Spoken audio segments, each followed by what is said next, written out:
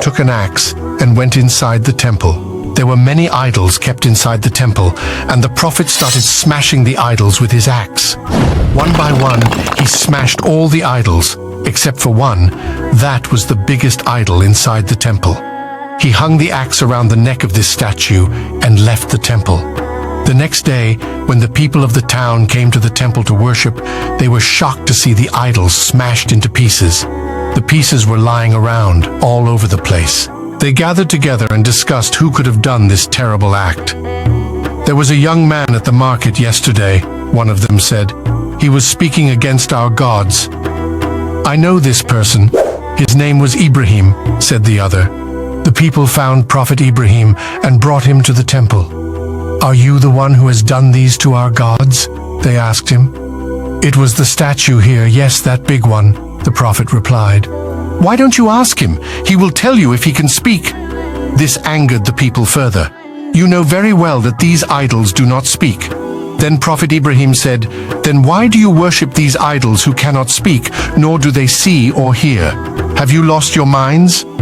The people were ashamed and looked around, and they saw the shattered pieces of idols lying everywhere. Some of them realized that Ibrahim was telling the truth, but the others were still very angry with him. They wanted to take revenge for shattering the idols. "Let's burn him in fire," one of them said. "Let's build the biggest fire anyone has ever seen and throw him into it." Everyone thought it was a great idea. They gathered all the wood they could find and started building a fire. The people tied the hands and feet of Ibrahim and placed him on a catapult so that he could be thrown into the fire. It was then that an angel from heaven appeared before the prophet and asked him if he wanted any wish to be granted. The prophet could have easily asked the angel to save him from the fire, but he did not. "I only wish for Allah to be pleased with me," he said. What followed was a miracle. When the prophet landed in the fire suddenly got cold.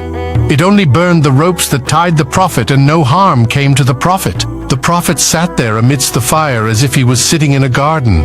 He sat there and sang praises of Allah. The people couldn't see what was happening, so they waited for the fire to finish burning. And finally, when the fire went out, the prophet walked out of the fire with not a single burn in his body. The people were shocked to see this. This was a miracle. But most of them were still angry with the prophet for destroying the idols. They decided to take the prophet for a trial to the king's palace. The soldiers came and arrested the prophet and took him to the palace of King Nimrod. He was taken to the palace with his hands chained. Nimrod had heard that the prophet had shattered the idols he worshipped. "Tell me why you smashed the idols we worship," he asked the prophet. "They were false idols. They were not God," replied the prophet. "Then who is the true God?" Nimrod asked.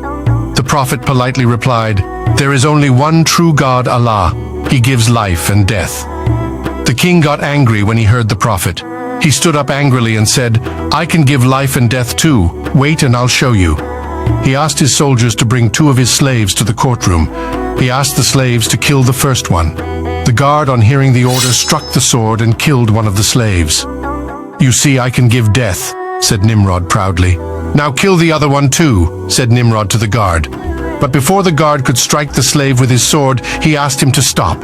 He then shouted to the guard, "Don't kill him, let him live." He then turned to the prophet and said, "I can give life too. You just saw that." The prophet replied, "Allah make the sun rise from the east. Can you make the sun rise from the west? Can you do that?" Nimrod was speechless. He was really angry with the prophet for confronting him. The two continued to argue. Eventually, the king let Ibrahim go.